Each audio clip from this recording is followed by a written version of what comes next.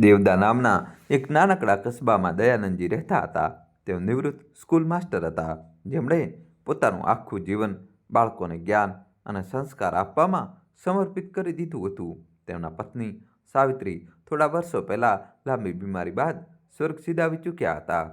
હવે આ નાનકડા શાંત ઘરમાં દયાનંદજીની દુનિયા બસ તેમના એકમાત્ર પુત્ર અરુણની આસપાસ ફરતી હતી. દયાનંદજીનું જીવન સિદ્ધાંતો પર ચાલતું હતું. ઈમાનદારી, આત્મનિર્ભરતા અને સંતોષ આ જ તેમની સૌથી મોટી સંપત્તિ હતી. પત્નીના ગયા પછી તેમનો એકલતાનો ભાવ તેમની કિતાબો અને તેમની નાનકડા બગીચાથી દૂર થતો હતો, પરંતુ તેમનું સૌથી મોટું સપનું તેમના પુત્ર અરુણને એક સફળ માણસ બનતો જોવાનું હતું. અરુણ ભણવામાં ખૂબ જ તેજ હતો. તેની વિચારસરણી નવી હતી અને તેના સપના આકાશને સ્પર્શા હતા. તે હંમેશા કહેતો, "પપ્પા, હું આ નાનકડા કસ્બામાં મારું જીવન બરબાદ કરવા માંગતો નથી. મારે મોટા શહેરમાં જવું છે. મારો પોતાનો ધંધો શરૂ કરવો છે." દયાનંદજી પોતાના પુત્રની મહત્વાકાંક્ષા જોઈને ખુશ થતા હતા, પણ ક્યાંક ને ક્યાંક તેમનું દિલ ડરતું પણ હતું. તેઓ જાણતા હતા કે મોટા શહેરનો દુનિયા ખૂબ અલગ હોય છે. ત્યાં સંબંધો અને ભાવનાઓ ઘણીવાર સંપત્તિના ત્રાજવે તોળાય છે. એક દિવસ અરુણ મોટા શહેરમાંથી પાછો ફર્યો. તેની આંખોમાં એક નવી ચમક હતી અને તેના હાથમાં એક જાડી ફાઇલ હતી. તેણે પોતાના પિતાની પાસે બેસીને ખૂબ ઉત્સાહથી કહ્યું, "પપ્પા, હું એક બહુ મોટો બિઝનેસ પ્લાન લઈને આવ્યો છું. સોફ્ટવેરની કંપની શરૂ કરવા માંગુ છું. મેં સંપૂર્ણ રિસર્ચ કરી લીધું છે. આવનારો જમાનો ટેકનોલોજીનો જ છે. જો આ કામ ચાલી ગયું તો આપણે થોડા જ વર્ષોમાં કરોડોમાં રમીશું." આ સાંભળતા જ અરુણનો ચહેરો થોડો ઉતરી ગયો. તેણે પોતાના પિતાનો હાથ પકડ્યો અને ખૂબ જ ભાવુક અવાજમાં બોલ્યો, "પપ્પા, એટલા માટે જ હું તમારી પાસે આવ્યો છું. મને ખબર છે કે તમારી પાસે તમારી આખી જિંદગીની કમાણી, તમારું પ્રોવિડન્ટ ફંડ અને ગ્રેજ્યુટીના પૈસા છે. જો તમે તે પૈસા મને આપી દો તો હું આ કંપની શરૂ કરી શકું છું. હું તમને વચન આપું છું, પપ્પા, એકવાર મારું કામ સફળ થઈ ગયું તો હું તમને અહીંથી લઈ જઈને શહેરમાં મારી સાથે રાખીશ. તમને કોઈ વસ્તુની કમી નહીં આવવા દઉં. તમે એક રાજાની જેમ રહેશો." આ સાંભળતા જ દયાનંદજીના પગ નીચેની જાણે જમીન ખસી ગઈ હતી. તે પૈસા તેમની આખી જિંદગીની મહેનતનું ફળ નહોતા.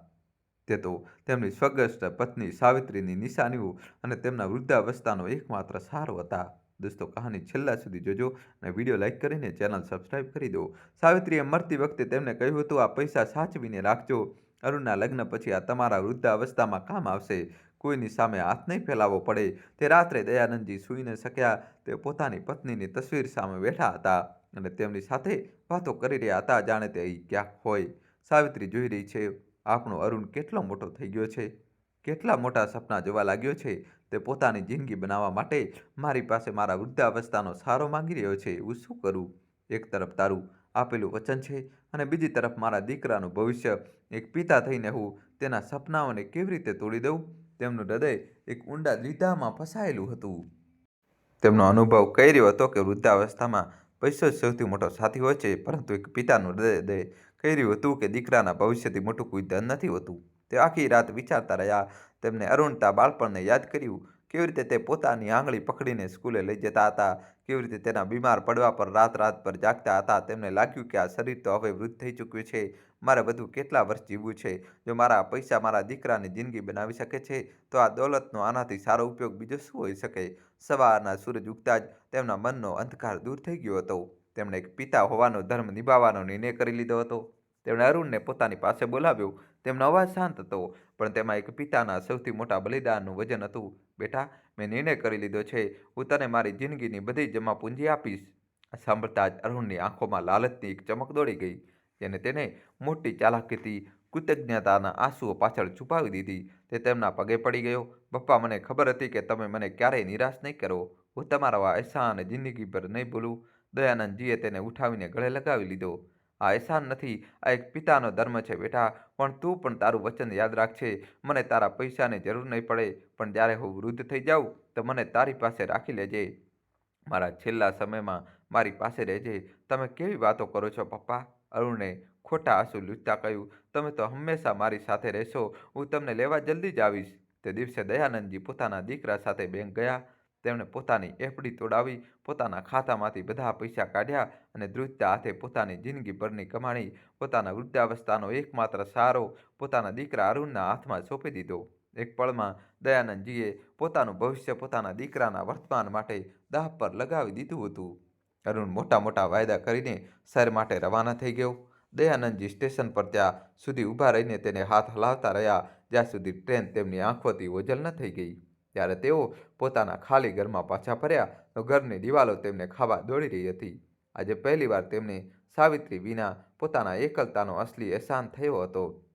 તેમનું બેંક ખાતું ખાલી થઈ ચૂક્યું હતું અને તેમનું ઘર પણ હવે સૂનું થઈ ગયું હતું. તેમની પાસે હવે માત્ર એક જ વસ્તુ બચી હતી, પોતાના દીકરાના સફળ થવાની આશા અને તેનું આપેલું એક વચન. તેમને ખબર નહોતી કે તેમણે પોતાના દીકરાના હાથમાં માત્ર પૈસા નહીં પણ પોતાની કિસ્મતની ચાવી પણ પકડાવી દીધી હતી. અને તેમનો દીકરો તે ચાવીથી પોતાની સફળતાનું તાળું તો ખોલવાનો હતો પણ પોતાના પિતા માટે તેણે માણસાઈના બધા દરવાજા હંમેશા માટે બંધ કરવાનું પણ મન બનાવી લીધો હતો.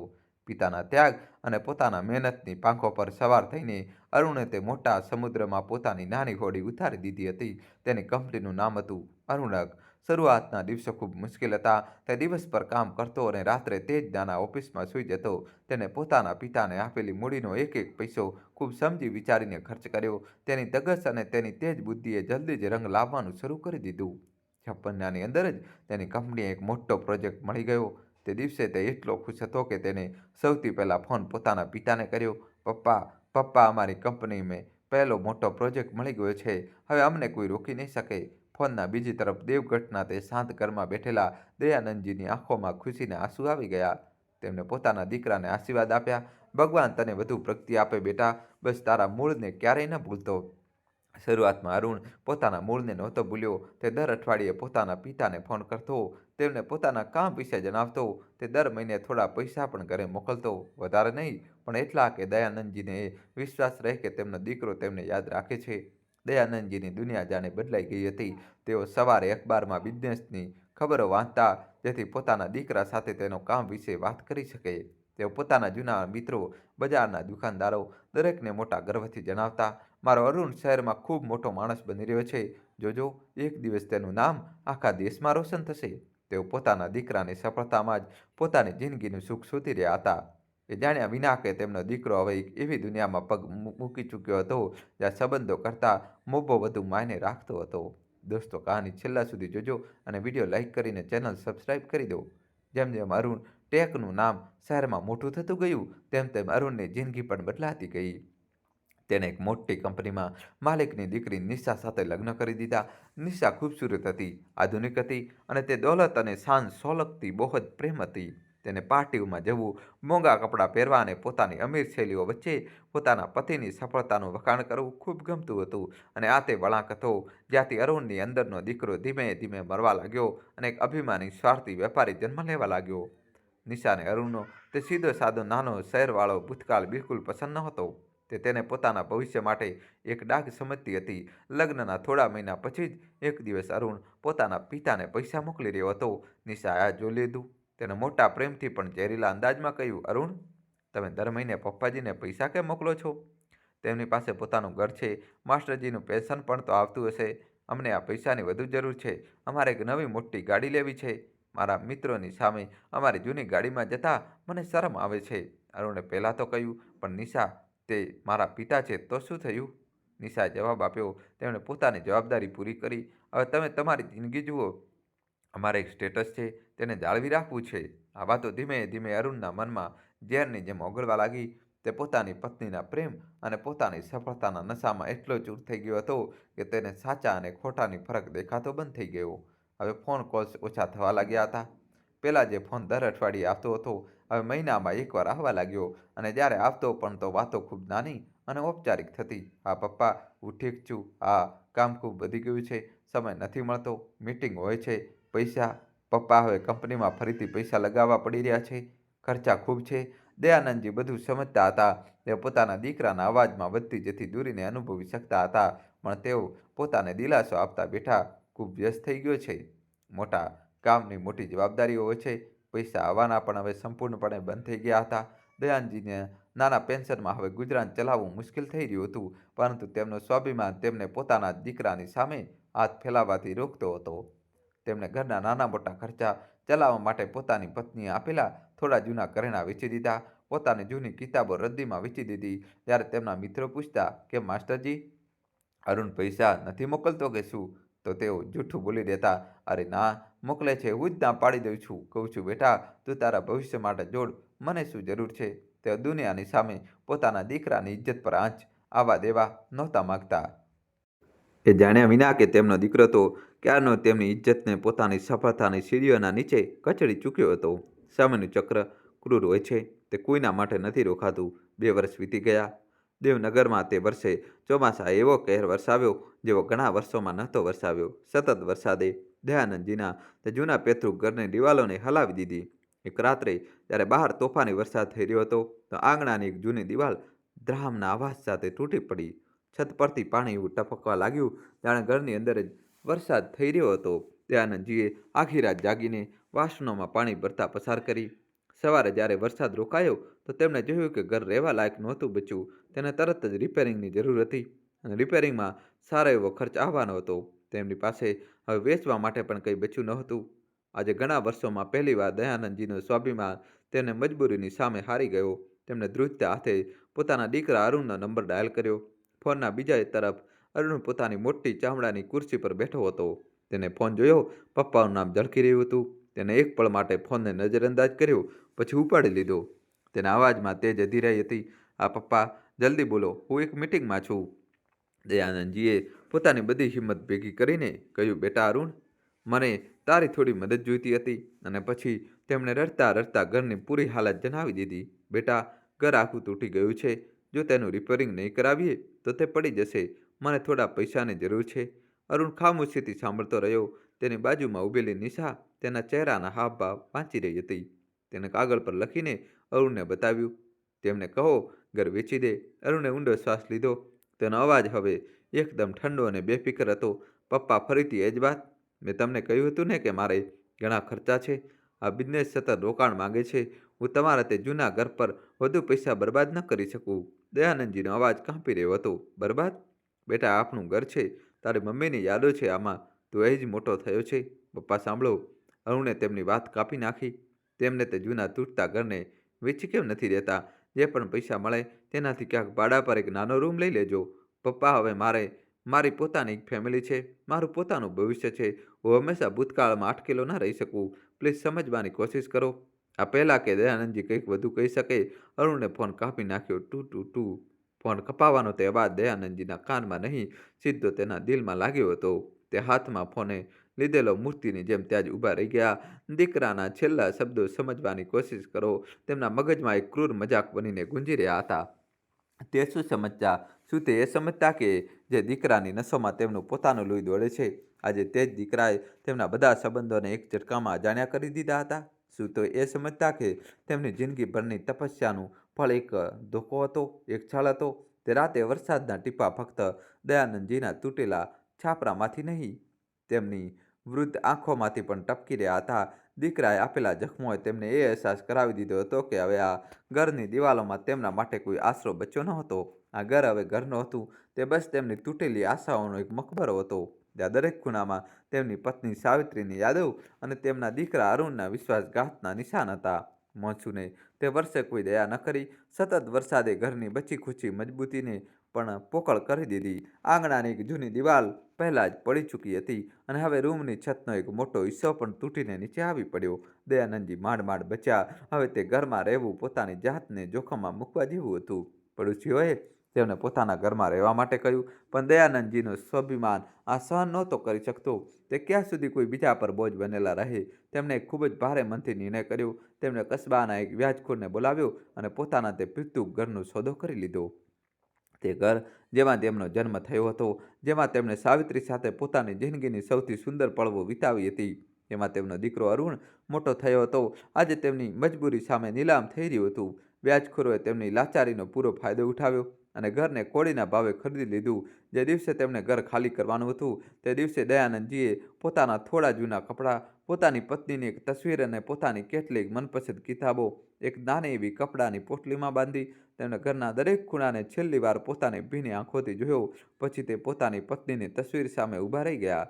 સાવિત્રી, મેં મારું વચન તોડ્યું. સાવિત્રી, મેં મારું વચન તોડ્યું. હું તારા આપેલા પૈસા ન સંભાળી શક્યો, પણ આજે હું તને એક બીજું વચન આપું છું. હું મરી જઈશ પણ કોઈની આગળ હાથ નહીં ફેલાવું, ન મારા દીકરાની આગળ, ન કોઈ બીજાની આગળ. હું મારો છેલ્લો શ્વાસ પણ મારી મહેનત અને મારી ઇજ્જતની રોટલી ખાઈને જ લઈશ.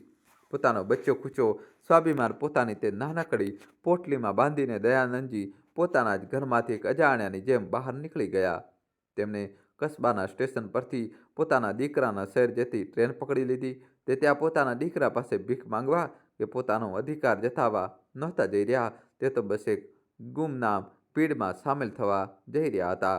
દોસ્તો, કહાની છેલ્લા સુધી જોજો, નવો ટ્વિસ્ટ આવશે. જલ્દીથી વિડીયો લાઈક કરીને ચેનલ સબસ્ક્રાઈબ કરી દો. આ આશામાં કે કદાચ તે મોટા શહેરમાં કોઈને એક વૃદ્ધ ઈમાનદાર માણસની જરૂર હોય. શહેર ખૂબ કઠોર અને અજાણ્યું હતું. ટ્રેનમાંથી ઉતરતા જ લોકોની ભીડ અને ગાડીઓના ગુગાટે જાણે તેમને ગળી લીધા હોય. આ શહેરની રફતાર ખૂબ તેજ હતી અને દયાનંદજીના થાકેલા ડગલા ખૂબ ધીમા. તે ક્યાં જાય, કોને મળે, કંઈ નહોતા જાણતા. પહેલાં થોડા દિવસ તેમણે સ્ટેશન પર જ વિતાવ્યા. દિવસમાં તે કામની શોધમાં ભટકતા અને રાતે કોઈ બેન્ચ પર સૂઈ જતા. તે દરેક દુકાન, દરેક હોટલ, દરેક ઓફિસના દરવાજે ગયા. સાહેબ, કોઈ કામ મળશે? હું ભણેલો છું, હિસાબ કિતાબ કરી શકું છું, બાળકોને ભણાવી શકું છું. પણ દરેક જગ્યાએથી તેમને એક જ જવાબ મળતો, બાબા, આ ઉંમરમાં તમે શું કામ કરશો? જાઓ, આરામ કરો. કોઈ તેમની ઉંમર જોતું તો કોઈ તેમના જૂના કપડાં. આ શહેરમાં માણસની કાબલિયત કરતાં વધુ તેનો દેખાવ અને તેની હેસિયત જોવામાં આવતી હતી. ધીમે ધીમે તેમની પાસે થોડા ઘણા પૈસા પણ ખતમ થવા લાગ્યા. ઘણી ઘણી રાતો તેમણે બસ પાણી પીને વિતાવી. ક્યારેક કોઈ મંદિર કે ગુરુદ્વારાના લંગરમાં બેસી જતા તો પેટ ભરાઈ જતું. તે માથું નમાવીને પ્રસાદ લેતા અને ભગવાનનો ધન્યવાદ કરતા. હે પ્રભુ, ઓછામાં ઓછું તે તો મને તારી દહેલીજથી ન ઠુકરાવ્યો. એવું જ એક ભૂખી અને એકલી રાતે જ્યારે તે એક બસ સ્ટેન્ડની પાસે ફૂટપાથ પર બેઠા હતા તો તેમની નજર સડકની પેલે પાર એક ખૂબ મોટી રોશન તસવીર પર પડી. તે એક જાહેરાતનું હોર્ડિંગ હતું અને તે હોર્ડિંગ પર તેમના દીકરા અરુણની એક મોટી સ્મિત કરતી તસવીર લાગેલી હતી. નીચે મોટા અક્ષરોમાં લખ્યું હતું, અરુણ ટેક, ભવિષ્યની ટેકનોલોજી. આજે દયાનંદજી તે તસવીરને જોતા જ રહી ગયા. તેમનો દીકરો, તેમનો અરુણ કેટલો સફળ, કેટલો મોટો માણસ બની ગયો હતો. તેના ચહેરા પર તે જ આત્મવિશ્વાસ હતો જે દયાનંદજી હંમેશા તેમાં જોવા ઈચ્છતા હતા. એક પળ માટે એક પિતાનું દિલ ગર્વથી ભરાઈ ગયું. પણ આવતા જ પળે એક ભયાનક સચ્ચાઈએ તેમના દિલ પર ચોટ કરી. તેમનો દીકરો, જેની તસવીર આજે આખા શહેરમાં લાગેલી હતી, તે જ શહેરની એક સડક પર તેનો પોતાનો પિતા ભૂખ્યો અને બેસહારો બેઠો હતો. આ વિડંબના એટલી દર્દનાક હતી કે દયાનંદજી હવે પોતાને રોકી ન શક્યા. તેમના વર્ષોનો દબાયેલો શબ્દ તૂટી ગયો અને તે ત્યાં જ ફૂટપાથ પર બેસીને પોતાનો ચહેરો પોતાના ઘૂંટણમાં છુપાવીને ચૂપચાપ રડવા લાગ્યા. તે પોતાની ગરીબી, પોતાની ભૂખ માટે નહોતા રડી રહ્યા. તે રડી રહ્યા હતા પોતાના દીકરાની તે અમીરી માટે, જેણે તેને એટલો ગરીબ બનાવી દીધો હતો કે તે પોતાના પિતાની કિંમત પણ ભૂલી ગયો હતો. તે રડી રહ્યા હતા તે સફળતા માટે જે ઇન્સાનિયતની લાશ પર ખરીદવામાં આવી હતી.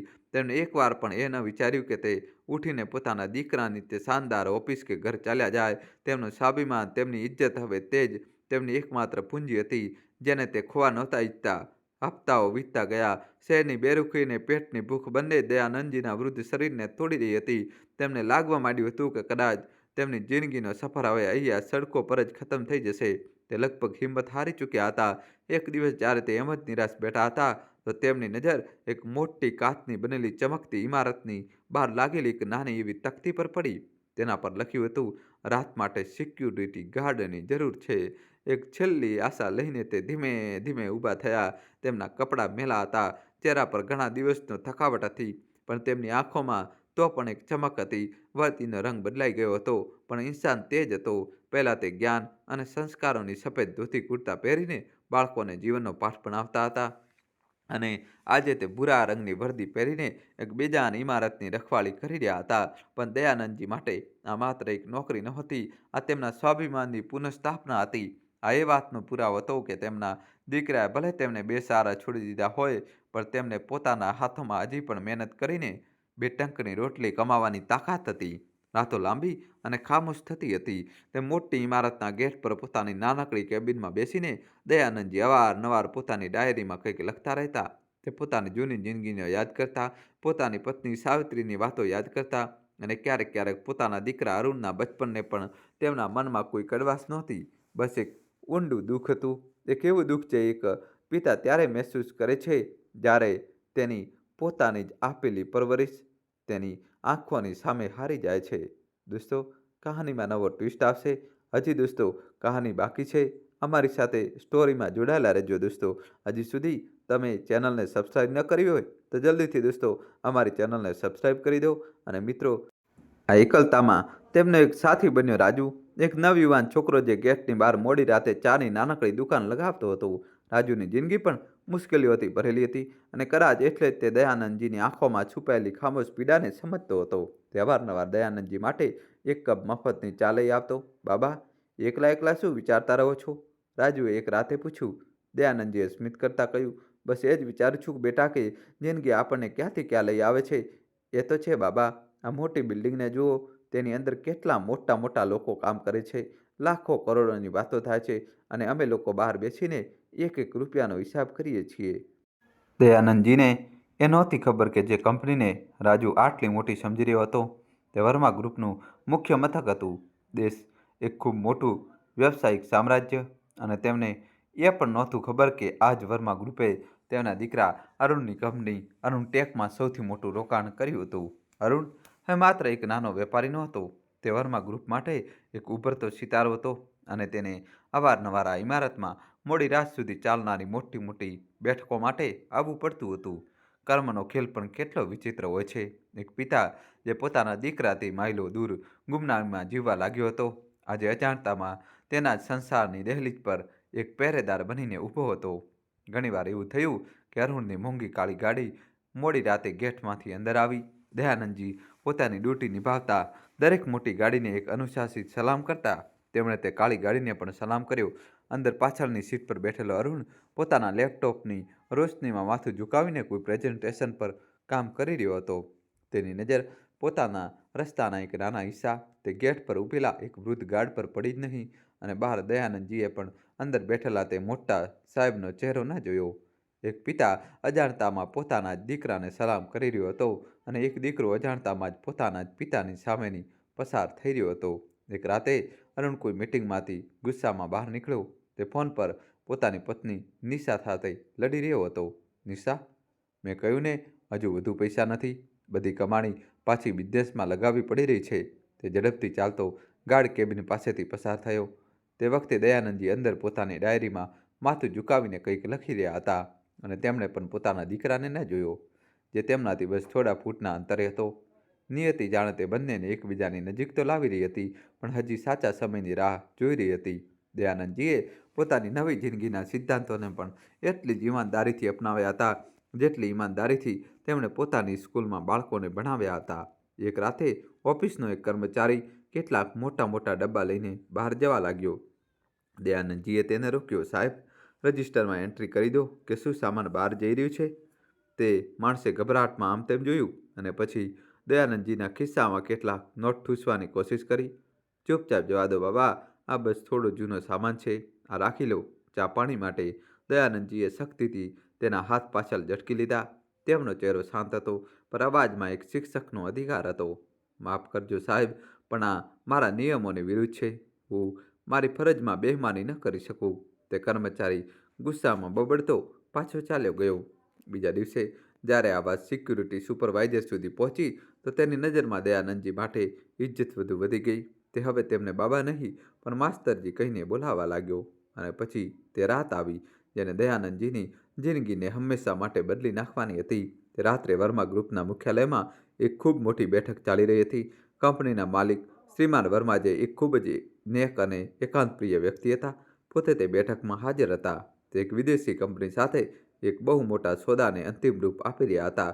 તે બેઠકમાં અરુણ પણ હાજર હતો, કારણ કે આ સોદો તેની કંપની અરુણ ટેક્સ સાથે જોડાયેલો હતો. મોડી રાત્રે લગભગ 2 વાગે બેઠક સફળતાપૂર્વક સમાપ્ત થઈ. વિદેશી ગ્રાહકો ખૂબ ખુશ હતા. તેઓ શ્રીમાન વર્મા સાથે હાથ મિલાવીને પોતાની ગાડી તરફ વધ્યા. તેઓ થાકેલા હતા અને તેમનું ધ્યાન ક્યાંક બીજે હતું. જેમ જ તેઓ પોતાની ગાડીમાં બેઠા, તેમના હાથમાંથી તેમનો બ્રીફકેસ સહેજ ખુલ્યો અને તેમનું કિંમતી વોલેટ, જેમાં હજારો ડોલર, અનેક ક્રેડિટ કાર્ડ્સ અને સોદા સાથે જોડાયેલા હતા, એક ખૂબ જ જરૂરી કાગળ હતો, ચૂપચાપ નીચે અંધારામાં પડી ગયું. ગાડી ઝડપથી ગેટની બહાર નીકળી ગઈ. થોડી મિનિટો પછી જ્યારે દયાનંદજી પોતાની નિયમિત ગસ્ત પર નીકળ્યા તો તેમની નજર ગેટ પાસે અંધારામાં પડેલી એક વસ્તુ પર પડી. તેમને ઝૂકીને તે ઉઠાવ્યું. તે એક ખૂબ જ મોંઘું ચામડાનું વોલેટ હતું. તેમણે તેને ખોલ્યું અને અંદર રાખેલી નોટોની ગड्डीઓ અને કાર્ડ્સ જોઈને તેમની આંખો ફાટી ગઈ. દોસ્તો, કહાની છેલ્લા સુધી જોજો અને વિડીયો લાઇક કરીને ચેનલ સબસ્ક્રાઈબ કરી દો. ત્યારે રાજુ પોતાની ચાની કીટલી લઈને આવ્યો. તેને દયાનંદજીના હાથમાં તે વોલેટ જોયું તો તેની આંખો પણ ચમકી ઉઠી. અરે વાહ બાબા, આ તો ખજાનો છે. તમારી તો કિસ્મત ખુલી ગઈ. રાખી લો, રાતના અંધારામાં કોણ જુએ છે? આટલા પૈસામાં તો તમારી આખી જિંદગી સુધરી જશે. એક ક્ષણ માટે, બસ એક ક્ષણ માટે દયાનંદજીના હાથ ધ્રુજી ગયા. તેમની આંખોની સામે પોતાની ગરીબી, પોતાની લાચારી, પોતાની તૂટેલી છત અને પોતાના દીકરાનો ઇનકાર બધું ધૂમી ગયું. આ પૈસા તેમની બધી મુશ્કેલીઓ ખતમ કરી શકતા હતા. પણ પછી તેમને પોતાના પિતાના શીખવેલા સંસ્કાર યાદ આવ્યા. તેમને પોતાની પત્ની સાવિત્રીનો ચહેરો યાદ આવ્યો, જે હંમેશા કહેતી હતી, ઇજ્જતની સૂકી રોટલી બેમાનીના હલવા કરતાં વધારે મીઠી હોય છે. તેમની અંદરનો તે સ્કૂલ માસ્ટર, જે વર્ષોથી સૂતેલો હતો, જાગી ઉઠ્યો. તેમણે ઊંડો શ્વાસ લીધો અને દૃઢતાથી પોતાનું માથું હલાવી દીધું. તેમણે રાજુ તરફ જોઈને કહ્યું, ના બેટા, આ કોઈની અમાનત છે અને અમાનતના ખયાનત કરવી સૌથી મોટું પાપ છે. મારી ગરીબી મારી ઇજ્જત કરતાં મોટી નથી. તેમણે મોટી સાવધાનીથી વોલેટ બંધ કર્યું અને પોતાના કેબિનમાં પાછા આવી ગયા. તેમણે પોતાની લોગબુક ખોલી અને ધ્રુજતા હાથે તેમાં એક નવી એન્ટ્રી કરી. રાત્રે 2:15 વાગ્યે ગેટ નંબર 1 પાસે એક વોલેટ મળ્યું, જેમાં વિદેશી ચલણ અને જરૂરી કાગળ છે. તેમણે તે વોલેટ પોતાની મેજની દરાજમાં બંધ કરીને તાળું મારી દીધું. પછી તે પાછા પોતાની ડ્યુટી પર એ રીતે ઊભા રહી ગયા, જેમ જે કંઈ થયું જ ન હોય. તેમનું મન શાંત હતું, તેમની આત્મા પવિત્ર હતી. તે જાણતા નહોતા કે રાતના ગાઢ અંધારામાં તેમની ઈમાનદારીનો આ નાનકડો દીવો આવતીકાલે સવારે એક બહુ મોટા અહંકારના સામ્રાજ્યને બાળી નાખવાનો હતો અને એક એવી સચ્ચાઈને રોશન કરવાનો હતો જે બધાના હોશ ઉડાવી દે. બીજા દિવસે સવારે જ્યારે દયાનંદજી પોતાની આખી રાતની ડ્યુટી પછી પોતાના થાકેલા હાડકાને આરામ આપવાનું વિચારી રહ્યા હતા, ત્યારે વર્મા ગ્રુપના તે કાચવાળા મુખ્યાલયના સૌથી ઊંચા માળ પર એક તોફાન આવેલું હતું. રાત્રે જે સોદાની ઉજવણી કરવામાં આવી હતી, આજે સવારે જ એ સોદા પર ખતરાના વાદળો ઘેરાઈ રહ્યા હતા. વિદેશી ગ્રાહક મિસ્ટર જોન્સનનો ફોન આવ્યો હતો. તેમનું વોલેટ ગાયબ હતું. પણ પૈસા કરતાં વધારે કિંમતી હતો તે કાગળ જે તે વોલેટમાં રાખ્યો હતો. સોદાનો તે કરાર, જેના પર બંને કંપનીઓની સહી હતી. તેના વિના તે કરોડોનો સોદો બસ એક મૌખિક વાયદો બની રહી જાત. કંપનીના માલિક શ્રીમાન વર્મા, જે પોતાના ઈમાનદારી અને સિદ્ધાંતો માટે જાણીતા હતા, આ બેદરકારી પર આગ બબૂલા થઈ ગયા હતા. તેમણે તરત જ પોતાની સિક્યુરિટી હેડ મિસ્ટર સિંહને પોતાના ઓફિસમાં બોલાવ્યા. મિસ્ટર સિંહ એક પૂર્વ ફૌજી હતા, જેમનું અનુશાસન આખી ઓફિસમાં પ્રસિદ્ધ હતું. સિંહ સાહેબ, વર્માજીનો અવાજ શાંત હતો, પણ તે શાંતિમાં એક તોફાન છુપાયેલું હતું. અમારા સૌથી મહત્વપૂર્ણ મહેમાનનો સામાન અમારી ઇમારતમાંથી ગાયબ થઈ ગયો છે. આ અમારી ઇજ્જતનો સવાલ છે. મને 1 કલાકની અંદર પૂરો રિપોર્ટ જોઈએ છે. તે વ્યક્તિ ડ્યુટી પર જેટલા પણ ગાર્ડ્સ હોય, બધાની પૂછપરછ કરો. જો આ વોલેટ અમારી બિલ્ડિંગની બહાર ગયું તો કોઈને બક્ષવામાં નહીં આવે. મિસ્ટર સિંહે સેલ્યુટ કર્યું અને કહ્યું, સર, હું હમણાં જ તપાસ કરું છું. ઓફિસમાં ચારે બાજુ અફરાતફરી મચી ગઈ. સીસીટીવી ફૂટેજ તપાસવામાં આવવા લાગ્યા, પણ ગેટ પાસેનો તે ખૂણો જ્યાં વોલેટ પડ્યું હતું, તે એક અંધારા બ્લાઇન્ડ સ્પોટમાં હતો. શંકાની સોય હવે રાતની ડ્યુટી પર હાજર બધા ગાર્ડ્સ પર ફરવા લાગી હતી. આખા હોબાળાથી બેખબર દયાનંદજી પોતાની રાતની ડ્યુટી પૂરી કરીને પોતાની લોગબુક લઈને સિક્યુરિટી ઓફિસમાં સાઇન આઉટ કરાવવા પહોંચ્યા. મિસ્ટર સિંહ ત્યાં પહેલાંથી જ હાજર હતા અને તેમના ચહેરા પર તણાવ સ્પષ્ટ દેખાઈ રહ્યો હતો. માસ્ટરજી, જલ્દી કરો, આજે બહુ મોટી ગડબડ થઈ ગઈ છે, મિસ્ટર સિંહે કહ્યું. દયાનંદજીએ મોટી શાંતિથી પોતાની લોગબુક તેમની સામે મૂકી. સર, ડ્યુટી પૂરી થઈ ગઈ છે. રાત્રે કોઈ ખાસ ઘટના તો નથી થઈ? બસ લોગબુકમાં એક એન્ટ્રી છે. મિસ્ટર સિંહે ગુસ્સા અને ઉતાવળમાં લોગબુક પર નજર નાખી. તેમની નજર તે છેલ્લી એન્ટ્રી પર જઈને અટકી ગઈ. તેમની આંખો આશ્ચર્યથી પોળી થઈ ગઈ. રાત્રે 2:15 વાગ્યે ગેટ નંબર 1 પાસે એક વોલેટ મળ્યું, જેમાં વિદેશી ચલણ અને જરૂરી કાગળ છે. મિસ્ટર સિંહે ચોંકીને દયાનંદજી તરફ જોયું. વોલેટ? તને એક વોલેટ મળ્યું હતું? ક્યાં છે તે? દયાનંદજીએ તેટલી શાંતિથી પોતાના ખિસ્સામાંથી એક નાનકડી ચાવી કાઢી.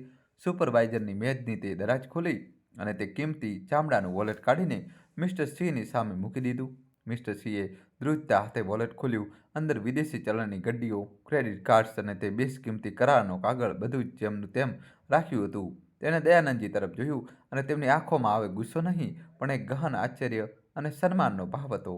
તે જાણતા હતા કે ગાર્ડનો પગાર કેટલો હોય છે. આ વોલેટમાં એટલા પૈસા હતા કે દયાનંદજી જેવી 10 જિંદગીઓ સુધરી શકતી હતી. માસ્ટરજી, મિસ્ટર સિંહના અવાજમાં હવે અધિકાર નહીં, પણ એક અજીબ નરમાઈ હતી. તમે મારી સાથે ચાલો, સાહેબ તમને મળવા માંગે છે. દયાનંદજીને કંઈ સમજાઈ રહ્યું નહોતું. મારાથી શું ભૂલ થઈ ગઈ? સાહેબ મને કેમ મળવા માંગે છે? તે ચૂપચાપ ડરેલા મિસ્ટર સિંહની પાછળ પાછળ ચાલતા રહ્યા. તે ભવ્ય ઓફિસના મોંઘા ગાલીચાઓ અને સુંદર સજાવટને જોઈ રહ્યા હતા. તે વિચારી પણ નહોતા શકતા કે એક દિવસ તે આવી જગ્યા પર પગ મૂકશે. તેમને એક બહુ મોટા લાકડાના દરવાજા સામે લાવીને ઊભા કરી દેવામાં આવ્યા. દરવાજા પર સોનેરી અક્ષરોમાં લખ્યું હતું, શ્રીમાન સિદ્ધાર્થ વર્મા, ચેરમેન. મિસ્ટર સિંહે દરવાજો ખટખટાવ્યો અને દયાનંદજીને લઈને અંદર ચાલ્યા ગયા. અંદર એક મોટી મેજ પાછળ શ્રીમાન વર્મા બેઠા હતા. તે પણ લગભગ દયાનંદજીની જ ઉંમરના હતા. તેમના ચહેરા પર એક અજીબ તેજ અને આંખોમાં ગહન સમજદારી હતી. તેમણે પણ પોતાની સલ્તનત શૂન્યમાંથી ઊભી કરી હતી અને એટલે જ તે દોલત કરતાં વધારે ઇન્સાનના ચરિત્રની પરખ કરવાનું જાણતા હતા. મિસ્ટર સિંહે શ્રીમાન વર્માને વોલેટ બતાવતા આખી વાત જણાવી અને દયાનંદજીની ઈમાનદારીની ખૂબ પ્રશંસા કરી. શ્રીમાન સર વર્માએ થોડીવાર સુધી દયાનંદજીને ચૂપચાપ જોયા. પછી તેમણે એક નરમ પણ ગહન અવાજમાં પૂછ્યું, તમારું નામ? જી, દયાનંદ. દયાનંદજીએ ધીમેથી કહ્યું, દયાનંદજી, તમે જ જણાવો, તે રાત્રે શું હતું? શ્રીમાન વર્માએ કહ્યું. દયાનંદજીએ કોઈ પણ ગોળ ગોળ વાત કર્યા વિના મોટી સાદગીથી આખી ઘટના જણાવી દીધી. કેવી રીતે તેમને વોલેટ મળ્યું અને કેવી રીતે તેમણે તેને પોતાની લોગબુકમાં નોંધ કરીને દરાજમાં રાખી દીધું. શ્રીમાન વર્મા તેમની વાતો સાંભળીને ખૂબ પ્રભાવિત થયા, પણ તે આટલાથી ખુશ નહોતા. દયાનંદજી, તમે ઈચ્છતા તો આ પૈસા રાખી શકતા હતા, કોઈને ખબર પણ ન પડત. દયાનંદજીએ માથું ઝુકાવીને કહ્યું, સાહેબ, મારા પિતાજી કહેતા હતા કે પારકું ધન અને પારકી સ્ત્રી બંને જ માટી સમાન હોય છે અને મેં મારા સ્કૂલમાં બાળકોને પણ આ જ શીખવ્યું છે. મારી શીખવેલી વાતથી ફરી કેવી રીતે શકું? શ્રીમાન વર્માના ચહેરા પર એક હળવી મુસ્કાન આવી ગઈ. તેમણે પૂછ્યું, તમે ક્યાંના રહેવાસી છો? શું કરતા હતા પહેલાં? દયાનંદજીએ તેમને જણાવ્યું કે તે દેવનગર કસ્બાના એક નિવૃત્ત અધ્યાપક છે અને મજબૂરીના કારણે તેમને આ ઉંમરે આ નોકરી કરવી પડી રહી છે, પણ તેમણે એકવાર પણ પોતાના દીકરા અરુણનો ઉલ્લેખ ન કર્યો. દોસ્તો, કહાની છેલ્લા સુધી જોજો. કહાનીમાં નવો ટ્વિસ્ટ આવશે. હવે વિડીયો લાઇક કરીને જલ્દીથી ચેનલ સબસ્ક્રાઈબ કરી દો. તે પોતાના ઘરની કહાણીને પોતાની લાચારીનું કારણ બનાવવા નહોતા માગતા. શ્રીમાન વર્મા જે ચરિત્રના સાચા પારખુ હતા, સમજી ગયા કે તેમની સામે કોઈ મામૂલી ઇન્સાન નહીં, પણ સિદ્ધાંતો પર જીવનારો એક સાચો હીરો ઊભો છે. તેમણે પોતાની મેજની દરાજમાંથી ચેકબુક કાઢી અને એક મોટી રકમનો ચેક ભરીને દયાનંદજી તરફ વધારી દીધો. દયાનંદજી, આ તમારી ઈમાનદારીનું એક નાનકડું ઇનામ છે. તેને સ્વીકાર કરો. દયાનંદજીએ બંને હાથ જોડી લીધા. તેમની આંખોમાં આંસુ હતા, પણ તેમના અવાજમાં એક દૃઢતા હતી. માફ કરજો સાહેબ, હું આ નહીં લઈ શકું. મેં માત્ર મારી ડ્યુટી નિભાવી હતી અને મારા અસૂલો મને મારી ઈમાનદારીની કિંમત લેવાની ઇજાજત નથી આપતા. મારું સૌથી મોટું ઇનામ એ જ છે કે કોઈની અનામત સહી સલામત તેના સુધી પહોંચી ગઈ. દયાનંદજીનો આ જવાબ સાંભળીને શ્રીમાન વર્મા પોતાની ખુરશીમાંથી ઊભા થઈ ગયા. તેમની આંખોમાં દયાનંદજી માટે સન્માન વધુ વધી ગયું. તેમને દયાનંદજીમાં પોતાના તે જૂના આદર્શવાદી પિતાની ઝલક દેખાઈ, જેમણે તેમને ઈમાનદારીનો પાઠ ભણાવ્યો હતો. તેમણે તે ચેક પાડીને ફેંકી દીધો અને દયાનંદજીના ખભા પર હાથ મૂકતા કહ્યું, એક અધ્યાપક ક્યારેય નિવૃત્ત નથી થતો માસ્તરજી, અને તમારા જેવા સિદ્ધાંતવાળો ઇન્સાનની જગ્યા પર ગેટ પર નહીં પણ આ ઓફિસની અંદર છે. તમારું ચરિત્ર કોઈ પણ MBAની ડિગ્રી કરતાં વધારે કિંમતી છે. તેમણે પોતાના ઇન્ટરકોમનું બટન દબાવ્યું. હા, HR હેડને મારા ઓફિસમાં મોકલો. તરત પછી તે દયાનંદજી તરફ ફર્યા. દયાનંદજી, હું તમને ઇનામ નહીં, એક જવાબદારી આપવા માંગુ છું.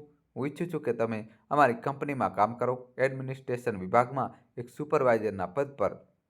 તમારું કામ હશે કંપનીમાં આવનારા નવા લોકોની ઈમાનદારી અને નૈતિકતાનો પાઠ ભણાવો.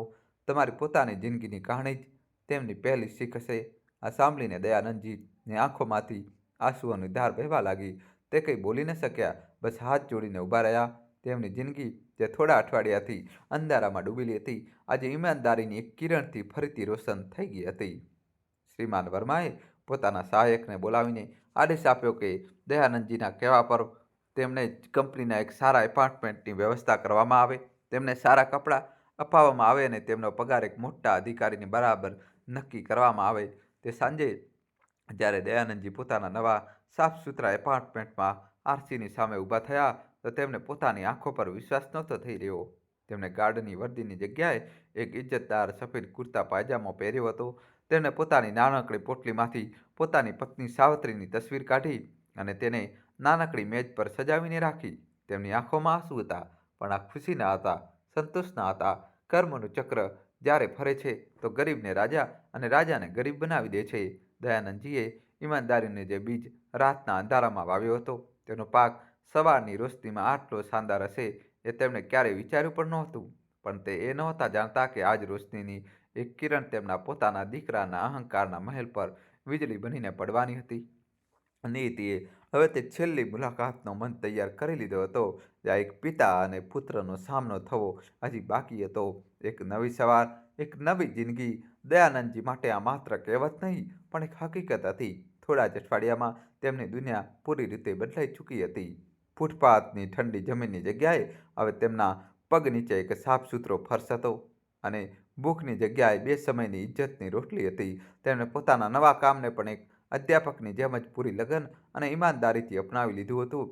અને તે કંપનીમાં આવનારા યુવાનોને માત્ર ઓફિસના નિયમો નહીં, પણ જીવનના સિદ્ધાંતો પણ શીખવતા હતા. તેમની સાદગી, તેમનું જ્ઞાન અને તેમના ચારિત્ર્યની દૃઢતાએ જલ્દી જ ઓફિસના સૌનું દિલ જીતી લીધું હતું. શ્રીમાન વર્મા, કંપનીના માલિક, હવે તેમને માત્ર એક કર્મચારી નહીં, પણ એક મિત્ર અને એક મોટા ભાઈની જેમ સન્માન આપતા હતા.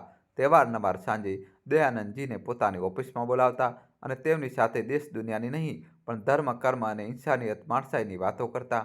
તે કહેતા, માસ્તરજી, તમારી સોબતમાં બેસીને મને મારા પિતાની યાદ આવી જાય છે. તમે મને યાદ કરાવ્યું છે કે આ વેપારના સામ્રાજ્યનો અસલી પાયો સિમેન્ટ અને સળિયા નહીં, પણ ચારિત્ર અને સિદ્ધાંત હોવો જોઈએ. પરંતુ આ નવા સન્માન અને આરામ વચ્ચે પણ દયાનંદજીના દિલના એક ખૂણામાં એક જૂનો જખમ હજી પણ રીસતો હતો. એ જખમ જે તેમના પોતાના દીકરાએ તેમને આપ્યો હતો. તે અવારનવાર રાત્રે પોતાની પત્ની સાવિત્રી સાથે વાતો કરતા. જોઈ રહી છે સાવિત્રી, ભગવાને મને કેટલું બધું આપી દીધું, પણ જે દીકરા માટે મેં આ બધા સપના જોયા હતા તે જ મારી દુનિયામાંથી ગાયબ છે. હું તેના માટે પ્રાર્થના તો કરું છું, પણ શું તે ક્યારેય સમજી શકશે કે તેને શું ખોયું છે? અને પછી તે દિવસ આવ્યો જ્યારે નિયતિએ તે છેલ્લી મુલાકાતનો મન તૈયાર કરી દીધો, જેનો ફેસલો ઉપરવાળાની અદાલતમાં લખાઈ ચૂક્યો હતો. અરુણ ટેકના સફળ સીઈઓ તરીકે તે મીટિંગમાં સામેલ થવામાં મોટા શાંતિથી આવ્યો. છેલ્લા કેટલાક મહિનાઓથી તેમાં કંપનીએ ખૂબ નફો કમાવ્યો હતો, અને તેને આશા હતી કે આજે શ્રીમાન વર્મા બધાની સામે તેની તારીફ કરશે. તે પહેલી હરોળમાં જઈને બેઠો. તેના ચહેરા પર સફળતાનો એ જ અહંકાર હતો જેણે તેને પોતાના પિતાથી દૂર કરી દીધો હતો. તે આ વાતથી બિલકુલ અજાણ હતો કે આજે આ જ રૂમમાં તેનું અતીત અને તેનું કર્મ બંને એકસાથે તેનો દરવાજો ખટખટાવવાના હતા. રૂમ દેશના સૌથી મોટા વ્યાપારિક દિગ્ગજોથી ભરેલો હતો. શ્રીમાન વર્મા મંચ પર આવ્યા. સૌએ તાળીઓથી તેમનું સ્વાગત કર્યું. શ્રીમાન વર્માએ પોતાની વાત શરૂ કરી. મારા પ્રિય સાથીઓ, આજે હું તમારી સાથે નફા કે લક્ષ્યોની વાત કરવા નથી આવ્યો. આજે હું તે પાયાની વાત કરવા આવ્યો છું જેના પર આ વર્મા ગ્રુપનું સામ્રાજ્ય ઊભું છે, અને તે નીવ છે ચારિત્ર. તેમણે બધાની સામે તે કહાણી સંભળાવી, કેવી રીતે એક રાત્રે એક બહુ મોટો સોદો એક ખોવાયેલા પાકીટના કારણે જોખમમાં પડી ગયો હતો, અને કેવી રીતે એક સામાન્ય વૃદ્ધ સિક્યુરિટી ગાર્ડે લાખો રૂપિયાની લાલચને ઠુકરાવીને માત્ર પોતાની ડ્યુટી જ નહીં, પણ કંપનીની ઇજ્જત પણ બચાવી લીધી હતી. અરુણ આ કહાણી ધ્યાનથી સાંભળી રહ્યો હતો, અને મનોમન તે અજાણ્યા ગાર્ડની બેવકૂફી પર હસી રહ્યો હતો. કેટલો મૂર્ખ માણસ હશે, તેને વિચાર્યું, આટલા પૈસા છોડી દીધા. શ્રીમાન વર્માએ પોતાની વાત પૂરી કરતા કહ્યું, પુસ્તકોમાં લખેલી વાતો પોકળ હોય છે. હું ઈચ્છું છું કે આપ સૌ તે ઇન્સાનને મળો જેનું ચારિત્ર અમારી આ નવી નીતિની અસલી પ્રેરણા છે. એક એવો ઇન્સાન જેણે મને યાદ કરાવ્યું કે આપણી અસલી દૌલત સંપત્તિ શું છે. તેમણે મંચના કિનારા તરફ ઇશારો કર્યો. હું ઈચ્છું છું કે આપ સૌ ઊભા થઈને સ્વાગત કરો અમારી કંપનીના નવા નૈતિકતા પ્રશિક્ષણ પ્રમુખ શ્રીમાન દયાનંદજીનું. એક સામાન્ય સફેદ કુર્તા પાયજામા પહેરીને દયાનંદજી ધીમે ધીમે મંચ પર આવ્યા. તેમની ચાલમાં એક શિક્ષકની એ જ જૂની ગરિમા હતી. તે મંચની વચ્ચે આવીને ઊભા રહ્યા, અને તેમની નજર શ્રોતાઓ પર બેઠેલી ભીડ પર ગઈ, અને એ જ પળે પહેલી હરોળમાં બેઠેલા અરુણે જોવા માટે માથું ઊંચક્યું કે આખરે આ મહાન ઇન્સાન છે કોણ. ઉપર જોયું, અને સમય જાણે ત્યાં જ થંભી ગયો. પિતા અને પુત્રની આંખો મળી. એકની આંખોમાં હેરાની અને જન્મનું દર્દ હતું, અને બીજાની આંખોમાં પહેલાં તો ઘોર અવિશ્વાસ હતો, પછી એક ભયાનક ઊંડો ડર, અને પછી એવી શરમજનકતા કે જેને તેના ચહેરાનું બધું લોહી નીચોવી લીધું. અરુણનો હસતો ચહેરો પહેલાં સફેદ પડ્યો, પછી પીળો. તેના હાથ પગ ધ્રુજવા લાગ્યા. તેનું દિમાગ શૂન્ય થઈ ગયું. તે માણસ મંચ પર ઊભો, તે મહાન ઈમાનદાર ઇન્સાન શ્રીમાન દયાનંદને તે બીજું કોઈ નહીં, તેનો પોતાનો પિતા હતો. દોસ્તો કહાનીમાં હવે નવો ટ્વિસ્ટ આવશે, છેલ્લા સુધી જોડાયેલા રહેજો. હજી સુધી દોસ્તો તમે ચેનલને સબસ્ક્રાઈબ ન કરી હોય તો મિત્રો તમારા ભાઈની ચેનલને સબસ્ક્રાઈબ કરી દો. હજી દોસ્તો કહાની તે પિતા જેણે તેને ઘરથી કાઢી મૂક્યા હતા, તે પિતા જેને તે મરેલો સમજીને ભૂલી ચૂક્યો હતો, દયાનંદજી પણ પોતાના દીકરાને ત્યાં જોઈને એક પળ માટે લથડી ગયા. તેમના સીનામાં એક તીવ્ર દર્દ ઊભું થયું. તે બધી યાદો, ફોન પર દીકરાનો ઇનકાર, ઘરનું તૂટવું, રસ્તાઓનો ઠોકરો, ભૂખની રાતો, બધું એક પળમાં તેની આંખો સામે કોંદી ગયું. તુરંત પછી તેમણે શ્રીમાન વર્માની સન્માનભરી નજરોને જોઈ અને પોતાને સંભાળી લીધા. શ્રીમાન વર્માએ દયાનંદજીને અનુરોધ કર્યો, માસ્તરજી, કૃપા કરીને બધાને જણાવો કે તમે તે રાત્રે એવું શા માટે કર્યું. દયાનંદજીએ ધ્રુજતા હાથોથી માઇક પકડ્યું. તેમની નજરો સામે બેઠેલી ભીડમાં પોતાના દીકરાના ચહેરા પર ટકેલી હતી. તેમની અવાજમાં ઊંડું દર્દ હતું, પણ કોઈ ફરિયાદ નહોતી. તેમણે પોતાની કહાણી સંભળાવી. તેમણે એ ન જણાવ્યું કે તે કોના પિતા છે. તેમણે બસ એટલું કહ્યું, મેં જે કર્યું તે એટલા માટે કર્યું કારણ કે એક દીકરાએ મને શીખવ્યું હતું કે જ્યારે ઇન્સાન પાસે દોલત સંપત્તિ આવી જાય છે તો તે અવારનવાર પોતાની ઇન્સાનિયત, માણસાઈ ખોઈ દે છે. હું ગરીબ જરૂર હતો, પણ પોતાની ઇન્સાનિયત ખોવા નહોતો માગતો. તેમની દરેક વાત એક હથોડાની જેમ અરુણના માથા પર લાગી રહી હતી. તે ત્યાંથી ભાગી જવા માગતો હતો, જમીનમાં ગળી જવા માગતો હતો. તે પોતાના પિતાની ઈમાનદારીની એક કહાણીને નહોતો સાંભળી શકતો, જે અસલમાં તેના જ વિશ્વાસઘાતની કહાણી હતી. બેઠક પછી જ્યારે બધા લોકો દયાનંદજીને અભિનંદન આપી રહ્યા હતા, શ્રીમાન વર્માએ દયાનંદ અને અરુણ વચ્ચેના તણાવને પારખી લીધો. તેમણે બંનેએ પોતાના ખાનગી કાર્યાલયમાં બોલાવ્યા. આપ બંને એકબીજાને ઓળખો છો? શ્રીમાન વર્માએ પૂછ્યું. દયાનંદજી ચૂપ રહ્યા, પણ અરુણ હવે વધુ જૂઠ ન બોલી શક્યો. તે ત્યાં જ જમીન પર પડી ગયો અને બાળકોને જેમ રડતા રડતા તેને બધું કબૂલ કરી લીધું. તેણે જણાવ્યું કે કેવી રીતે તેણે પોતાના પિતાની જિંદગીભરની કમાણી લઈ લીધી અને પછી કેવી રીતે તેણે તેમને બેસહારા છોડી દીધા. શ્રીમાન વર્મા બધું પથ્થરની જેમ શાંત ચહેરે સાંભળતા રહ્યા. જ્યારે અરુણે પોતાની વાત પૂરી કરી તો શ્રીમાન વર્માની અવાજમાં કોઈ ગુસ્સો નહોતો, બસ એક બર્ફીલી નફરત હતી. તેમણે અરુણ તરફ જોઈને કહ્યું, જે ઇન્સાન પોતાના જન્મ આપનારા પિતાનું સન્માન ન કરી શક્યો, તે મારા વ્યાપારિક વિશ્વાસનું સન્માન શું કરશે? તે તારી સફળતાનો પાયો એક પાપ પર રાખ્યો છે અને વર્મા ગ્રુપ પાપની સાથે કોઈ વેપાર કરતું નથી. તેમણે પોતાના સહાયકને ફોન કર્યો. અરુણ ટેક સાથેની અમારી બધી ભાગીદારી તાત્કાલિક પ્રભાવથી સમાપ્ત કરવામાં આવે છે. અરુણ કુમારને આજથી જ સીઈઓના પદ પરથી બરતરફ કરવામાં આવે છે. એક જ પળમાં અરુણનું બધું સામ્રાજ્ય, તેની બધી શાન, તેનો બધો અહંકાર, બધું જ ખતમ થઈ ગયું. જે પિતાને તેને બોજ સમજીને ફેંક્યા હતા, આજે એ જ પિતાના કર્મોએ તેને અર્શ પરથી ફર્શ પર પટકી દીધો હતો. થોડા દિવસો પછી અરુણ પોતાના પિતાને તે નાના સ્વચ્છ એપાર્ટમેન્ટના દરવાજા પર ઊભો હતો. તે હવે અરુણ ટેકનો સીઈઓ ન હતો, તે બસ એક હારેલો તૂટેલો ઇન્સાન હતો. દરવાજો ખુલ્યો, સામે દયાનંદજી ઊભા હતા. અરુણ પોતાને રોકી ન શક્યો. તે પોતાના પિતાના પગ પર પડી ગયો અને ફૂટ કરીને રડવા લાગ્યો. મને માફ કરી દો પપ્પા, મારાથી બહુ મોટી ભૂલ થઈ ગઈ. મેં તમારું બધું છીનવી લીધું અને આજે ભગવાને મારું બધું છીનવી લીધું. દયાનંદજીએ ઝૂકીને પોતાના દીકરાને ઊભો કર્યો. તેમની આંખોમાં ગુસ્સો નહોતો, બસ એક પિતાનું ઊંડું દુઃખ અને કરુણા હતી. તેમણે પોતાના દીકરાને ગળે લગાવી દીધો. ઉઠ બેટા, મેં તને માફ કર્યો. પછી તેમણે પોતાના દીકરાને પોતાનાથી અલગ કરતા તેની આંખોમાં જોઈને કહ્યું, પણ માફી કર્મોનું ફળ બદલી શકતી નથી. તે તારી દોલત ખોઈ લીધી છે, પણ કદાચ આજે તને તારો આત્મા પાછો મેળવવાનો એક મોકો મળ્યો છે. જહાને તારી જિંદગી ફરીથી બનાવ, પણ આ વખતે ઈમાનદારી અને મહેનતની નીંવ પર ધોખાની નહીં. અરુણ રડતો રડતો ત્યાંથી ચાલ્યો ગયો. એક તૂટેલો પણ કદાચ એક બદલાયેલો ઇન્સાન. દયાનંદજીએ તેને જતા જોયો. તેમની આંખોમાં આંસુ હતા. કહે છે કે ભગવાન દરેક જગ્યાએ નથી હોઈ શકતા, એટલે તેમણે મા બાપને બનાવ્યા. પણ જ્યારે ઓલાદ જ ભગવાનના રૂપને ઠુકરાવી દે તો પછી ભગવાનને ખુદ કોઈ બીજા રૂપમાં આવવું પડે છે ઇન્સાફ કરવા માટે. આ કહાણીમાં ભગવાન એક માલિકના રૂપમાં આવ્યા અને તેમણે કર્મનો તે હિસાબ કર્યો જે વર્ષોથી અધૂરો પડ્યો હતો. આ કહાણી આપણને શીખવે છે કે આપણે પોતાના કર્મોથી ભાગી નથી શકતા. આજે નહીં તો કાલે આપણે આપણા દરેક સારા ખરાબ કામનું ફળ અહીં આ જ ધરતી પર ભોગવવું પડે છે. દોસ્તો, આ કહાણી એક ગ્રામીણ પરિવેશમાં ઉછરેલી છોકરી સુહાના અને તેના માતા પિતાની છે. ત્યારે સુહાનાના લગ્ન થાય છે અને તે પોતાના સાસરે ચાલી જાય છે તો સામાજિક પરંપરાઓ અને માનસિકતા તેમના સંબંધોને પ્રભાવિત કરવા લાગે છે. એક જૂની માન્યતા છે કે માતા પિતાએ દીકરીના સાસરિયાનું અન્ન ન ખાવું જોઈએ. આ કહાણીની કેન્દ્રીય ભાવના છે, પરંતુ તેની પાછળની ભાવનાઓ, સંઘર્ષ અને સંબંધોની જટિલતા આ કથામાં ધીમે ધીમે ખુલે છે. ગામના દક્ષિણ છેડા પર પીપળના નીચે વસેલી નાની ઝૂંપડીમાં રામદાસ અને મોહિની રહેતા હતા.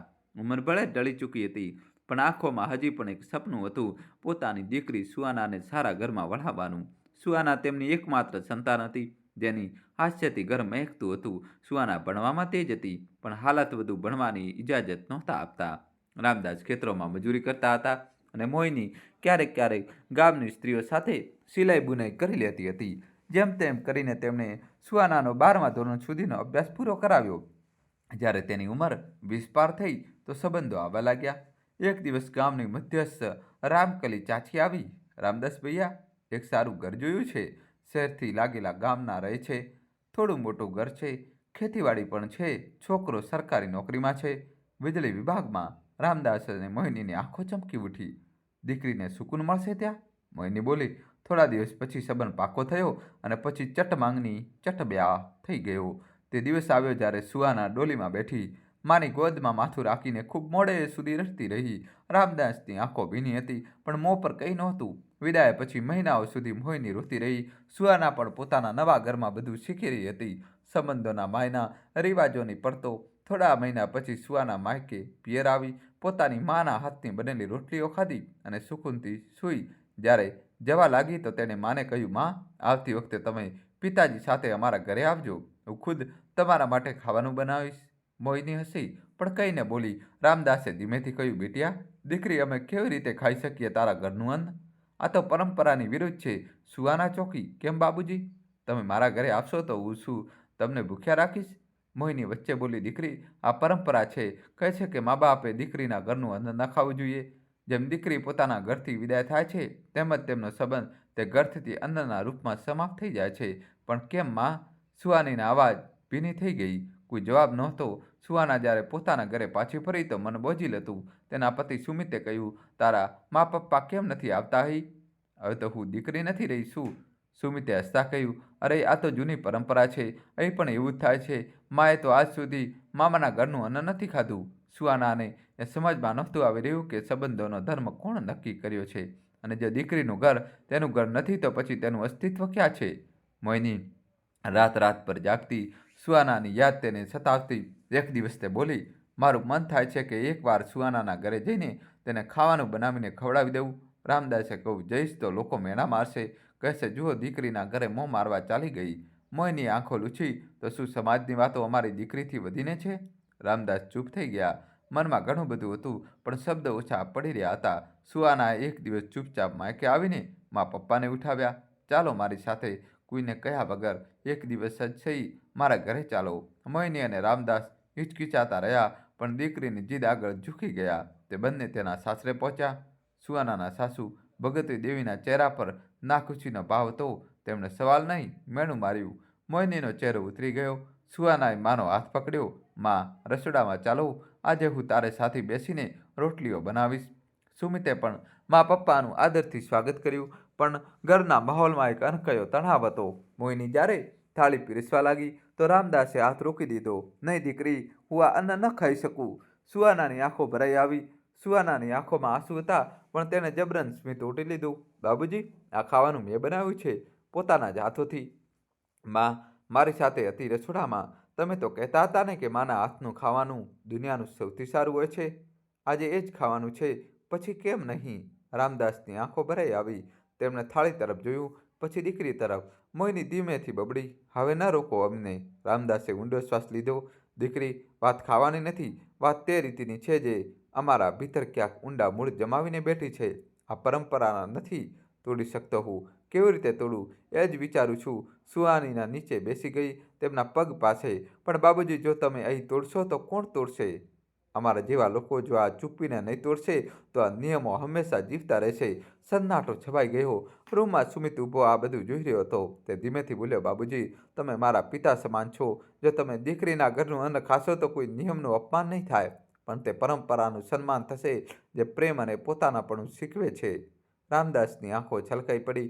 તેમણે થાળી તરફ હાથ લંબાવ્યો. મોહિનીએ ધ્રુજતા હાથોથી પહેલો કોળિયો તેમને આપ્યો. એ જ ક્ષણે જાણે કોઈ જૂના પવિત્ર નિયમની દિવાલ તૂટી ગઈ હતી, પરંતુ ભગવતી દેવી દૂર ઊભી હતી. તેમનો શ્વાસ થમી ગયો હતો, તેમનો ચહેરો સખત હતો, ઓઠ બીડાયેલા હતા. તેમણે એક શબ્દ પણ ન કહ્યું, પણ તેમની આંખોમાં અસ્વીકારની પરછાઈ સ્પષ્ટ હતી. ગામમાં ખબર આગની જેમ ફેલાઈ ગઈ.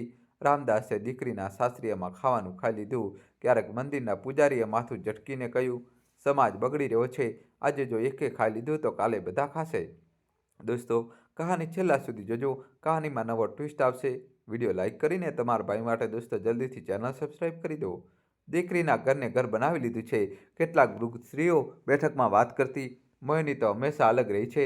તેની ચાલ ડાલ જ કંઈક ઓર હતી. હવે દીકરીના ઘરે રોટલીઓ વણી રહી છે.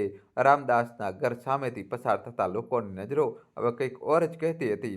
પણ રામદાસ અને મોહિનીની આંખોમાં શાંતિ હતી. સુહાનાએ તેમને ગળે લગાવ્યા હતા, તેમના હાથ પકડ્યા હતા. એ સ્નેહ બધા ઉત્તર મળી જતા હતા. બીજા દિવસે સવારે જ ભગવતી દેવીએ સુમિતને બોલાવ્યો અને કહ્યું, આ શું તમાશો હતો? દીકરીના મા બાપને રસોડામાં ઘૂસવા દેવા અને તેમનું અન્ન ખાવું? અમારા ખાનદાનમાં આ ક્યારેય નથી થયું. સુમિત ચૂપ ઊભો હતો. માં, શું તમે ક્યારેય તમારા મામાના ઘરનું પાણી પણ નથી પીધું? ભગવતીનો ચહેરો કઠોર થઈ ગયો. નથી પીધું અને નથી કોઈએ પીવડાવ્યું. પર માં, સંબંધોની નરમી જો પરંપરાથી નાની થઈ જાય તો સમાજ સંબંધોથી વધારે રડવા લાગે છે. ભગવતી દેવીએ કહીને કહ્યું, પણ તેમની ચુપ્પીમાં ઘણું બધું હતું. સુહાનાએ આગળ વધીને માને પગે પડ્યા. માજી, મેં તેમને બોલાવ્યા હતા. તે લોકો કોઈ શોખથી નહીં આવ્યા હતા. મારી જીદ પર આવ્યા હતા. જો આ અપરાધ છે તો અપરાધ મેં કર્યો છે. ભગવતી દેવીની આંખોમાં હળવી નમી હતી, પણ તે પાછળ ફરી ગઈ અને રસોડા તરફ ચાલી ગઈ. ઘર પાછા ફર્યા પછી મોહિનીનું મન અશાંત થઈ ગયું હતું. એક તરફ આત્મસંતોષ હતો કે દીકરીના ઘરે ગઈ, તેનો હાથ થામ્યો, પણ બીજી તરફ સમાજની નજરો તેમના કાનોમાં ખૂંદતી રહેતી હતી. એક દિવસ તે રામદાસથી બોલી, રામ, અમારાથી ભૂલ થઈ ગઈ શું? રામદાસે ધીમેથી કહ્યું, જો દીકરીને મળવા જવું તેનો હાથ થાંભવો ભૂલ છે તો હું આ ભૂલ વારંવાર કરીશ. અને જો કોઈ કહે કે દીકરી પરાયું ધન છે તો હું કહીશ કે પરાયું તે હોય છે જે દિલમાં ન હોય. દીકરી તો મારી શ્વાસોમાં વસેલી છે. મોહિનીની આંખોમાં આંસુ હતા. થોડા દિવસો પછી ગામના વડીલોએ એક પંચાયત બોલાવી, સમાજના નિયમોને જાળવી રાખવા માટે. મુદ્દો હતો, શું દીકરીઓના માતા પિતાને તેમના સાસરીઓમાં ખાવાનું ખાવું યોગ્ય છે? રામદાસે પણ બોલાવવામાં આવ્યા. પંચાયતની વચ્ચે બેસીને તેમણે મોટી નમ્રતાથી કહ્યું, મેં દીકરીના ઘરનું અન્ન નથી ખાધું. મેં દીકરીના હાથોથી આપેલા સન્માનને અપનાવ્યું હતું. મુખિયાએ પૂછ્યું, પણ નિયમ તો એ જ કહે છે કે દીકરીનું ઘર પરાયું છે. રામદાસે હસીને જવાબ આપ્યો, તો પછી દીકરી પણ પરાઈ હોવી જોઈતી હતી. ત્યારે તે પેદા થઈ તો અમે કહ્યું, આ મારી દીકરી છે. જ્યારે મોટી થઈ તો તેની દરેક ખુશીમાં અમારા સપના હતા. પછી લગ્ન પછી તે પરાઈ કેવી રીતે થઈ ગઈ? ચારેય તરફ સન્નાટો ફેલાઈ ગયો. એક વૃદ્ધ બોલ્યા, વાતમાં દમ છે, પણ આ પરંપરાઓ હજારો વર્ષોથી ચાલી આવી રહી છે. રામદાસે કહ્યું, પણ જો પરંપરાઓ ઇન્સાનિયતથી મોટી થઈ જાય તો તેમને પારખવી જરૂરી થઈ જાય છે. હવે સુહાનાએ એક વધુ કદમ ઉઠાવ્યું. તેણે ગામની છોકરીઓ માટે એક નાનું જૂથ શરૂ કર્યું, બેટી કા ઘર નામથી, જ્યાં તે દર અઠવાડિયે બેસતી અને પોતાના અનુભવો વહેંચતી. ત્યાં માત્ર છોકરીઓ જ નહીં, નવી માતાઓ પણ આવવા લાગી, જે પોતાના મનની વાતો ક્યારેક કોઈથી કહી નહોતી શકતી. એક દિવસ એક છોકરી રડતા રડતા બોલી, મારી મા મને જોવા નથી આવતી, કહે છે કે તારું ઘર હવે મારું ઘર નથી રહ્યું. મેં તેને બહુ બોલાવી, પણ તે ના આવી. સુહાનાએ તેનો હાથ થામ્યો. આપણે આ દિવાલોને તોડીશું, પણ માને સમજાવીશું કે દીકરીનું ઘર પણ તેનું ઘર છે. સુમિત હવે ખુલીને સુહાનાનો સાથ આપવા લાગ્યો હતો. તેણે પણ તેના વિભાગમાં એક ચર્ચા શરૂ કરી, પરંપરા વિરુદ્ધ સંવેદના, જેમાં પુરુષો પણ બેઠા અને વાત કરી, આપણે શા માટે આપણી બહેનોના ઘરે ન જઈ શકીએ? માતાને દીકરીના ઘરે જવાથી કેમ રોકવામાં આવે છે? ધીમે ધીમે પરિવર્તનની હવા ફૂંકાવા લાગી હતી. સુહાના હવે એક અવાજ બની ચૂકી હતી, પરંતુ સમાજના મૂળિયા આટલી જલ્દી હલતા નથી. ભગવતી દેવી હજી પણ સંપૂર્ણપણે પીગળ્યા નહોતા. પંચાયતના કેટલાક સભ્યો હજી પણ વિરુદ્ધમાં હતા અને ગામના ખૂણે ખૂણે હજી પણ ફૂસફૂસાટ ચાલી રહી હતી. પણ સુહાના અટકવાની નહોતી. તેણે તેના માતા પિતાને બોલાવીને ફરી એકવાર જમવા માટે આમંત્રિત કર્યા. આ વખતે આખું ગામ જોશે. શું પરંપરા ઝૂકશે કે સંવેદના અટકશે? શ્રાવણ મહિનો હતો. ગામની ગલીઓમાં હરિયાળીની સુગંધ અને માટીની ભીની મહેક ફેલાયેલી હતી, પરંતુ એક બીજી વસ્તુ હતી જે હવામાં તરતી હતી, કુવાસાની જેમ બળેલી જિજ્ઞાસા. આ વખતે ફરી દીકરીએ માતા પિતાને બોલાવ્યા છે. શું ફરી સાસરીનું ભોજન જમશે? હવે તો દીકરી બધાની સામે કરી રહી છે. આ બધી ફૂસફૂસાટ વચ્ચે સુહાના તેના ઘરને ઉંબરે ઊભી રહીને માતા પિતાની રાહ જોઈ રહી હતી. સુમિત તેની બાજુમાં હતો અને તેમના ઘરની સામે દૂર ઊભેલા ઘણા લોકો કેટલાક છત પર, કેટલાક ગલીઓમાં જાણે કોઈ નાટક જોવા આવ્યા હોય. મોહિની અને રામદાસ થોડે દૂરથી ચાલીને આવી રહ્યા હતા. મોહિનીની ચાલમાં સંકોચ હતો, પણ ચહેરા પર એક અનોખી દૃઢતા હતી. રામદાસના ચહેરા પર થાક હતો, પણ નજર સીધી હતી. ઘરના દરવાજે પહોંચતા જ સુહાનાએ ઝૂકીને તેમના પગ સ્પર્શ્યા. આજે તમે મહેમાન નહીં, મારા ઘરના સૌથી પોતાના લોકો છો. મોહિનીએ તેનો ચહેરો સ્પર્શ્યો. તું ઘરની માલકીન બની રહી છે, પણ અમારા માટે હજી પણ એ જ અમારી દીકરી છે. અંદર ભગવતી દેવી બેઠા હતા. માથા પર સળ હતા. તેમણે રૂમની બહાર ડોકિયું કર્યું, પછી આંખો ફેરવી લીધી. આ વખતે સુહાનાએ કંઈ પણ છુપાવીને નહીં, પણ ખુલ્લા દિલથી કર્યું હતું. આંગણામાં ચોકી, ટેબલ, બેસવાની જગ્યા ગોઠવવામાં આવી હતી. વચ્ચે એક નાનકડું રસોડું બનાવ્યું હતું, ઓપન કિચન જેવું કંઈક. ચારે બાજુ ફૂલો મૂક્યા હતા. ગામની સ્ત્રીઓ, છોકરીઓ, કેટલાક વૃદ્ધ લોકો, બધા આમંત્રિત. બધા. આ માત્ર એક ભોજન નહોતું, આ એક ઘોષણા હતી. સુમિતે ગામના મુખિયાને પણ આમંત્રણ આપ્યું હતું. આ વખતે બધાની સામે સંબંધોની પરંપરાને નવા સ્વરૂપમાં જોવી પડશે. કેટલાક પુરુષોએ આપત્તિ પણ વ્યક્ત કરી. સ્ત્રીઓના ચક્કરમાં છોકરો પણ બેકી ગયો છે. દીકરીઓનું ઘર અજીબ નામ રાખ્યું છે. હવે આ બધું પંચાયતની વિરુદ્ધ જઈ રહ્યું છે, પરંતુ વિરોધ કરતા લોકોમાં ઉત્સુકતા વધારે હતી.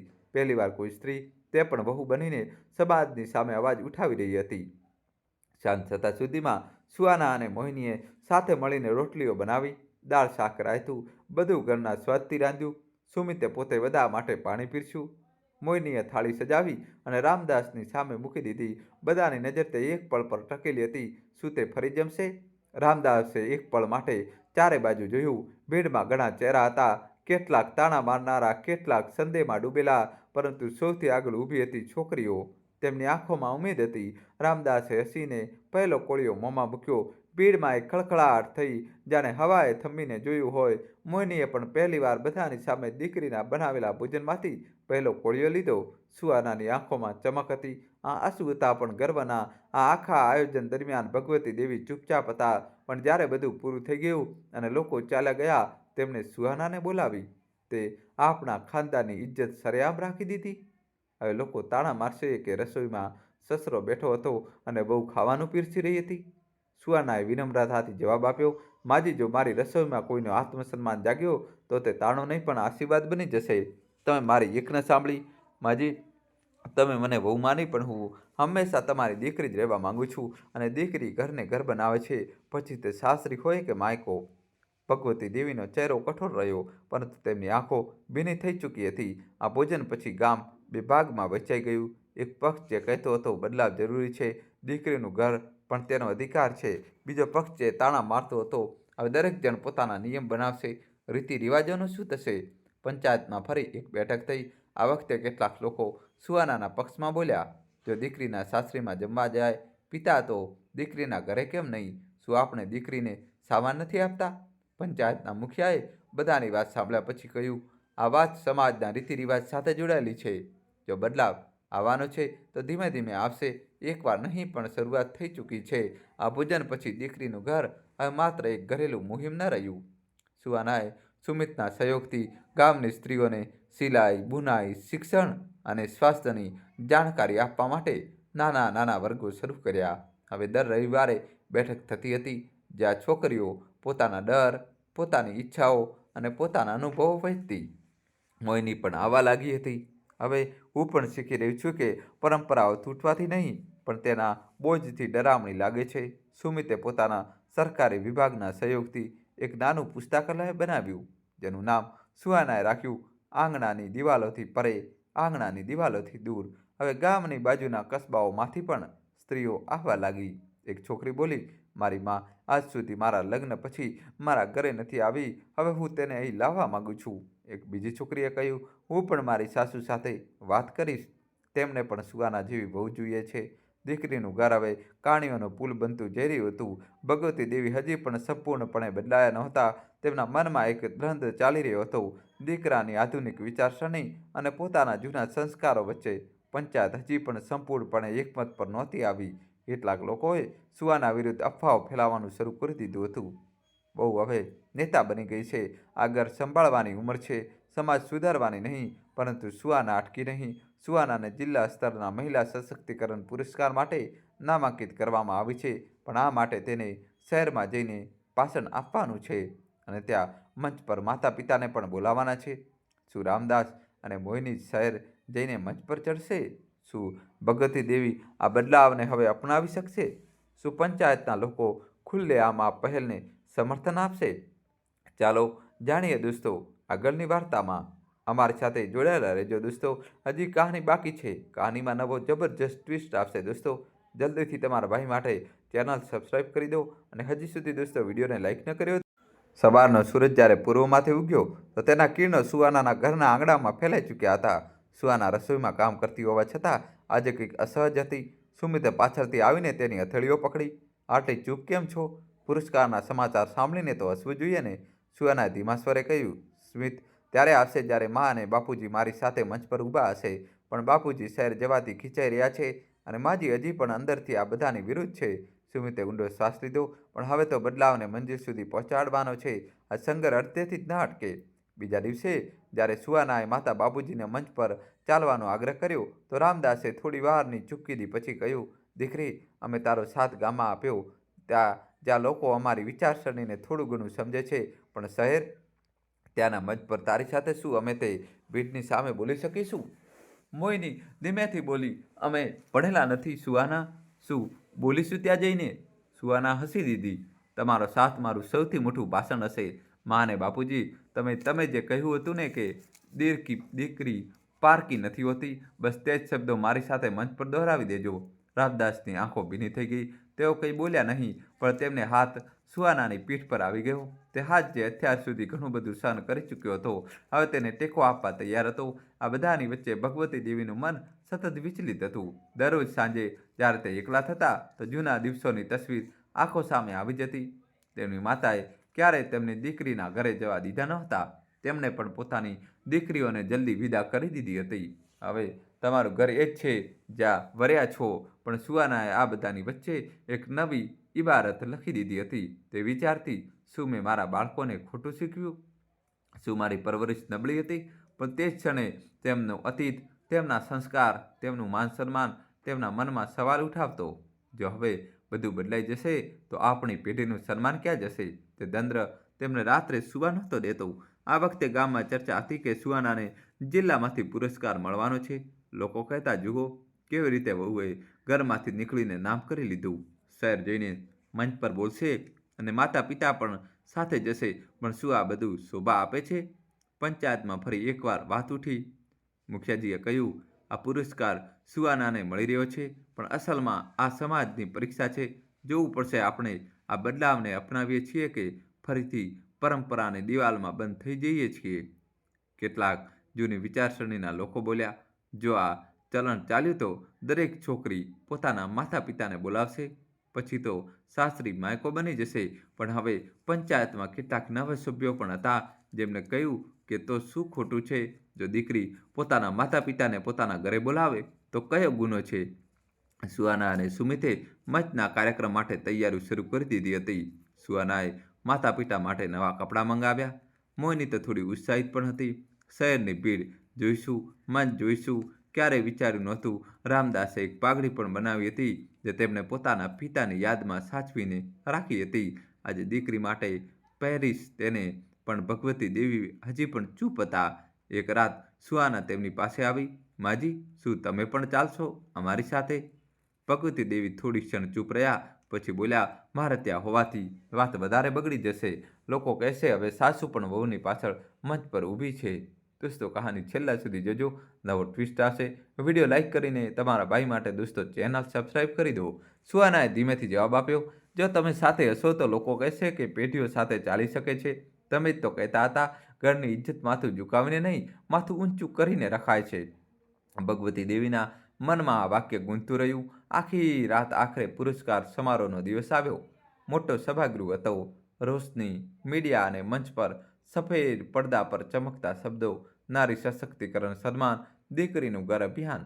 સુહાના, સુમિત, રામદાસ અને મોહિની મંચની પાછળ ઊભા હતા. કાર્યક્રમની સંચાલિકાએ જેવું સુહાનાનું નામ પુકાર્યું તે આગળ વધી અને સાથે માતા પિતાને પણ મંચ પર લઈ ગઈ.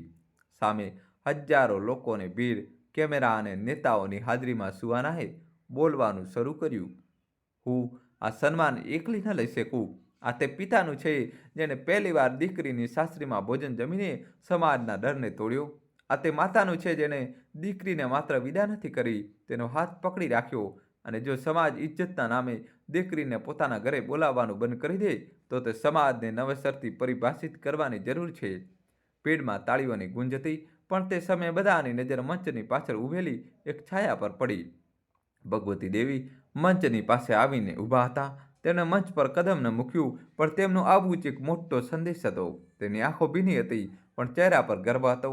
સુહાનાને સન્માનિત કરવામાં આવી, ફોટો ખેંચાયા, અખબારોમાં ખબરો આવી, દીકરીનું ઘર બન્યું આંદોલન. શહેરથી પાછા ફરતી વખતે બસમાં મોહિનીએ સુહાનાનો હાથ થામ્યો. તું હવે અમારી નહીં, આખા ગામની દીકરી બની રહી છે. રામદાસ બારીમાંથી બહાર જોતા બોલ્યા, કાશ આ વિચાર અમારા સમયમાં પણ હોત. સુમિતે હસીને કહ્યું, હવે છે બાપુજી, અને તમે તેના પહેલા હકદાર છો.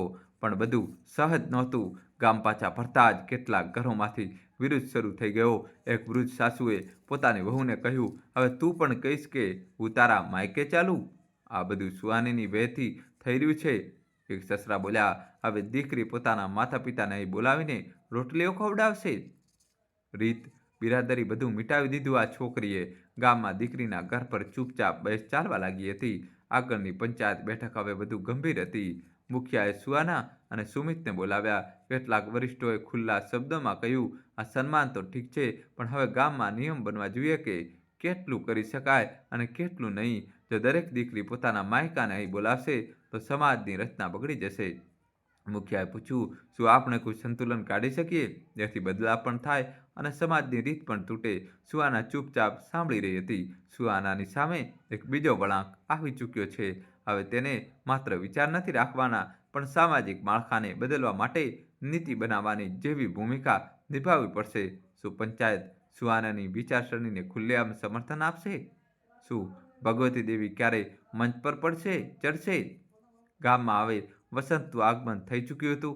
ખેતરોમાં સરસવની પીળી ચાદર બિછાઈ હતી અને ઝાડ પર કોયલના અવાજો ગુંજતા હતા. દોસ્તો, કહાનીમાં જોડાયેલા રહેજો અમારી સાથે. જલ્દીથી દોસ્તો ચેનલ સબસ્ક્રાઈબ કરી દો અને છેલ્લા સુધી જોજો. પણ આ વખતે ગામના વાતાવરણમાં કંઈક અલગ જ ઉર્જા હતી. દીકરીનું ઘર હવે માત્ર એક વહુની જીદ નહીં, ગામની નવી ઓળખ બની ચૂક્યું હતું.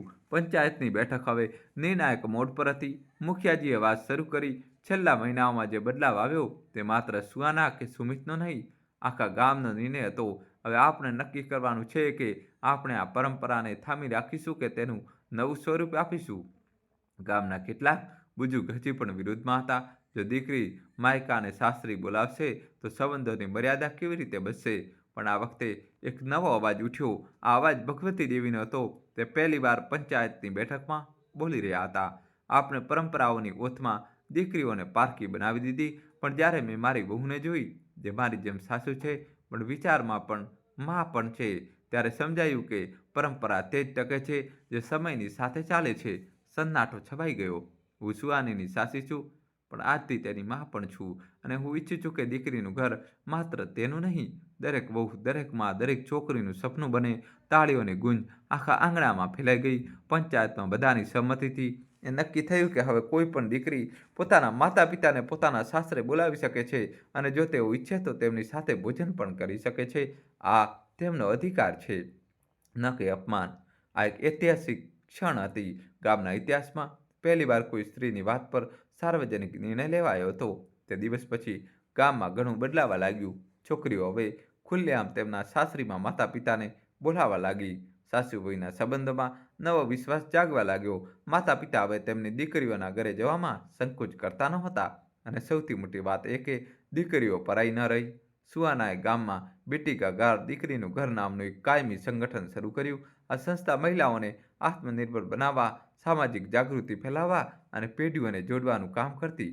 સુમિતે તેની સાથે મળીને છોકરાઓ માટે પણ નવવિવાહિત શિક્ષણની વર્કશોપ શરૂ કરી, જ્યાં તેમને શીખવવામાં આવતું કે પતિ બનતા પહેલા દીકરો અને જમાઈ બનવું શું હોય છે. સુહાનાએ ઘણા રાષ્ટ્રીય પુરસ્કારો મળવા લાગ્યા. મીડિયામાં તેના વખાણ થવા લાગ્યા. ઘણીવાર તેને ટીવી ચેનલો પર પણ બોલાવવામાં આવી. પરંતુ સુહાનાએ હંમેશા કહ્યું કે મને પુરસ્કાર નથી જોઈતા, મને સમાજમાં તે દિવસ જોઈએ છે જ્યારે કોઈ દીકરી આ સવાલ જ ન પૂછે કે માતા પિતાને મારા ઘરે બોલાવી શકું કે નહીં. તે તેની દરેક સભામાં મંચ પર તેના માતા પિતાને સાથે બેસાડતી અને સુમિતને સામે ઊભો રાખતી. આ બદલાવ એકલા નથી આવ્યો, આ સાથે ચાલવાથી આવ્યો છે. સમય વીતી રહ્યો હતો. હવે સુહાના અને સુમિતને બે બાળકો હતા. મોહિની અને રામદાસ હવે અવારનવાર તેમના ઘરે રહેવા આવતા. પણ પછી એક દિવસ ભગવતી દેવીને અચાનક હૃદયરોગનો હુમલો આવ્યો. ત્યારે તેમને હોસ્પિટલમાં લઈ જવામાં આવ્યા. ત્યારે તેમના અંતિમ સમયે સુહાના તેમની પાસે હતી. તેમણે સુહાનાનો હાથ પકડ્યો અને કહ્યું, હું સાસરીમાંથી માં બની અને હવે શાંતિથી જઈ રહી છું. તું મારી સૌથી મોટી મૂડી છે. તેમની આંખો બંધ થઈ ગઈ. આખા ગામે જોયું. પહેલીવાર એક સાસુની વિદાય એક માના સન્માનમાં થઈ. સુહાનાએ ભગવતી દેવીની યાદમાં માતૃગૃહ નામનું એક કેન્દ્ર બનાવ્યું, જ્યાં ગ્રામીણ મહિલાઓ તેમના માતા પિતા સાથે આવીને સમય વિતાવી શકતી હતી. દિવાલો પર લખ્યું હતું, જ્યાં દીકરી હશે તે જ તેનું ઘર છે. થોડા વર્ષો પછી ગામના એક નાના મેદાનમાં જ એક જનસભા થઈ રહી હતી. સુહાના મંચ પર હતી. રામદાસ અને મોહિની આગળ બેઠા હતા. સુમિત બાળકોને સંભાળી રહ્યો હતો. સુહાનાએ ભાષણ સમાપ્ત કરતા કહ્યું, હું એક સાધારણ બહુ હતી, પણ જ્યારે મેં મારા મા બાપને મારા ઘરે બોલાવ્યા તો સમાજે કહ્યું આ ખોટું છે. પણ આજે સમાજ પોતે કહે છે દરેક દીકરીનું ઘર તેનો હક છે. અને જેવી તાળીઓ વાગી, એક છોકરી મંચ પર આવી અને તેને કહ્યું, હું તમારા સંગઠન સાથે જોડાયેલી છું દીદી, અને હવે હું પણ મારા મા બાપને પહેલીવાર જમવા માટે બોલાવી રહી છું. તમારી પાસેથી શીખ્યું છે કે બદલાવ ડરથી નહીં, હિંમતથી આવે છે. સુહાનાની આંખોમાં આંસુ હતા, પણ દિલ મલકાઈ રહ્યું હતું. હવે મારું કામ પૂરું થયું. તેણે મનમાં વિચાર્યું, બેટી કા ઘર હવે ફક્ત એક વિચાર નહીં, એક પરંપરા બની ચૂક્યું હતું. એક એવી પરંપરા જે સંબંધોને જોડે છે, દિલોને સ્પર્શે છે અને આવનારી પેઢીઓને આ અહેસાસ કરાવે છે કે દીકરીઓ પરાઈ નથી હોતી અને તેમનું ઘર ફક્ત તેમનું નથી હોતું. ત્યાં દરેક વ્યક્તિ રહે છે જેને તે પોતાના દિલથી અપનાવે છે. મિત્રો, આપણી આજની વાર્તા અહીં સમાપ્ત થાય છે. અમને પૂરી આશા છે કે તમને આ વાર્તા માત્ર પસંદ જ નહીં આવી હોય, પણ તેનાથી તમને કંઈક વિચારવાનો અને શીખવાનો અવસર પણ મળ્યો હશે. તો મિત્રો, વાર્તા કેવી લાગી કમેન્ટ બોક્સમાં જરૂર જણાવજો અને વિડીયો લાઈક કરીને દોસ્તો શેર કરજો અને સાથે જ અમારી ચેનલને સબસ્ક્રાઈબ કરજો દોસ્તો. અને તમે કયા ગામ કયા શહેરથી આ સ્ટોરી જોઈ રહ્યા છો, તમારા ગામનું નામ શહેરનું નામ કોમેન્ટમાં લખવું જ પડશે દોસ્તો. વિડીયો લાઈક કરીને ચેનલને સબસ્ક્રાઈબ કરી દો અને ગામનું નામ કોમેન્ટમાં લખી દો. ખૂબ ખૂબ ધન્યવાદ, દિલથી આભાર.